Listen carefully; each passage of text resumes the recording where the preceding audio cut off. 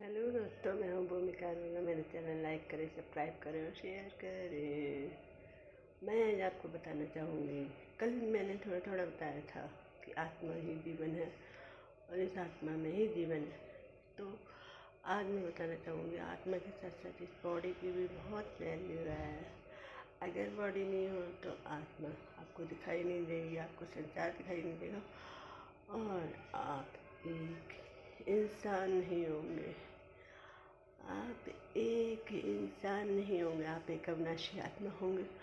और आज जो मैं आप लोगों से इतनी सारी बातें कर पाती हूँ तो ये बॉडी हमारे लिए, जिस तरीके से हमारे लिए आत्मा जरूरी है उस तरीके से हमारे लिए बॉडी भी जरूरी है। ये बॉडी की वैल्यू ये है कि जो आपको आत्मा भले ही मैं दिख रही हो, पर मेरे पास अगर बॉडी नहीं होती तो मैं आपसे बात नहीं कर पाती, मैं आपको बता नहीं पाती। आज मैं बताना चाहूँगी एक डर के बारे में। डर, हमारे अंदर बहुत सारे डर होते हैं। कभी रिश्तों को खोने का डर होता है, कभी हमारे अंदर डर होता है कि हम ये काम करेंगे तो ऐसा हो जाएगा। कभी हमारे अंदर डर होता है। ये हमारे डर क्या होते हैं? ये डर होते हैं हमारे अपने, जिनसे हम दोस्ती कर लेते हैं और अपने अंदर निगेटिविटी भर लेते हैं और हम ये सोचते हैं कि अगर ऐसा हो तो ऐसा हो जाएगा। यानी हम उसको पूरी हवा भी दे रहे होते हैं, पूरी तरीके से हम उस पर निर्भर हो जाते हैं। हम ये सोच भी नहीं पाते कि ये हमारा डर है और हमें इसे किस तरीके से दूर करना।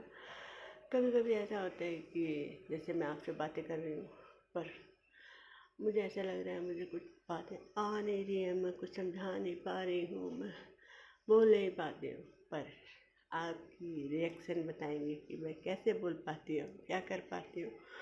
लोगों का रिएक्शन चाहिए होता है कभी कभी अपने आप को, पर मैं फिर भी अपनी आत्मा को मानती हूँ और मैं अपनी आत्मा को श्रेष्ठ मानती हूँ। इसलिए मैं चाहे मेरा रिएक्शन कैसा भी हो, पर मैं आपके सामने अपने आप को हाजिर करना चाहती हूँ। मैं अपना डर निकालना चाहती हूँ, मैं बताना चाहती हूँ कि मैं इंसान हूँ, मैं इंसान हूँ और मैं भगवान नहीं हूँ। मेरे अंदर कुछ अच्छा और कुछ बुरा हो सकता है, तो आप लोगों को स्वीकार करना पड़ेगा। मैं एक तुच्छ प्राणी हूँ। नहीं, मैं एक तुच्छ प्राणी नहीं हूँ, मैं एक श्रेष्ठ प्राणी हूँ जो मैं अपनी बात आपसे कह पा रही हूँ। हम लोग यही सोचते हैं कि मैं एक तुच्छ प्राणी हूँ, मुझसे क्या आता है, मेरे अंदर तो ये कमी है, मेरे अंदर तो ऐसी बात है। अगर मैं सोचूं कि नहीं, मैं बहुत प्यारी हूँ और मुझसे प्यारा कोई नहीं है, मैं बहुत इंटेलिजेंट हूँ। हाँ, हमें दूसरों से सीखना और समझना चाहिए, पर अपने को कमज़ोर नहीं समझना चाहिए।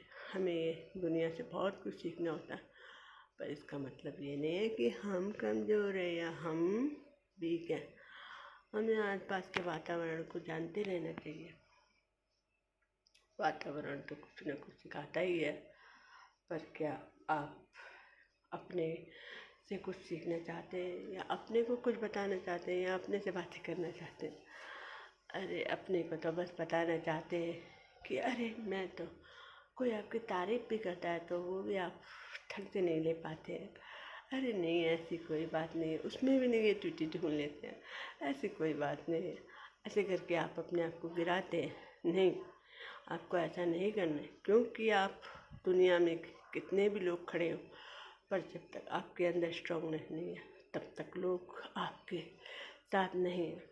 आपको बातें करना आना चाहिए, आपको खुश रहना आना चाहिए और आपको अपने से दोस्ती करना आना चाहिए। कुछ बातें ऐसे होती हैं कि हम दुनिया में नहीं कर पाते हैं, पर नहीं, आप अपने से कर ले, अपने से दोस्ती कर ले। तो मैं चाहती हूँ कि दोस्ती ही नहीं कर लें आप अपने को, समझे? सारे डर नहीं बैठाएं अपने अंदर और अपने अंदर प्यार बैठाएं। आत्मा और शरीर की दोस्ती इतनी मजबूत होती है। अगर शरीर आत्मा से दोस्ती कर ले तो शरीर में क्या परेशानी है ये आपकी आत्मा बता देगी। आप दोस्ती करके तो देखिए, अपनी आत्मा से अगर आप दोस्ती करते हैं तो आपके पे खतरा भी आने वाला होता है आपके शरीर पे। तो अगर आपका समय बहुत गड़बड़ नहीं है तो आपकी आत्मा आपको बचाने की कोशिश करेगी, क्योंकि वो आत्मा शरीर से और शरीर आत्मा में रहता है, तो ये एक दूसरे के लवर होते हैं। एक तरह से असली प्रेमी यही होते हैं। दुनिया में कितने भी प्रेमी हो बिछुड़ जाते हैं, पर शरीर और आत्मा का बिछुड़ना जब होता है तब दोनों ही एक तरीके से, आत्मा भले ही अविनाशी हो, शरीर विनाशी हो, पर दोनों ही एक तरीके से बेकार हो जाते हैं, क्योंकि शरीर के सहारे आत्मा दुनिया को देख रही होती है और शरीर आत्मा के सहारे दुनिया में खड़ा होता है। शरीर की वैल्यू वो है कि अगर शरीर में कुछ कमियां आ जाती हैं और शरीर बिस्तर पर पड़ा होता है तो आत्मा में कितनी भी ताकत हो, पर शरीर कभी कभी नहीं उठ पाता है और आत्मा को उसी देह में रहना पड़ता है। तो हम इसलिए शरीर की वैल्यू को भी नहीं भूलना चाहिए। हाँ, आत्मा में स्ट्रॉन्गनेस होती है, बहुत सारी बातें ऐसी होती हैं कि हम कई लोगों को कई यहाँ तक कि जो महाभारत है वो भी अष्टावक्र ने ही लिखी है, यानी वो 8 प्रकार से दिव्यांग था, फिर भी बुद्धि से बहुत मजबूत था और तब भी उन्होंने, और उसी के आधार पर उन्होंने महाभारत लिखी। आज स्टीफन हॉकिंस साइंस टेस्ट हैं, देखिए वो आत्मा से मजबूत थे, तो उन्होंने अपनी आत्मा से ही संसार में कितना राज किया।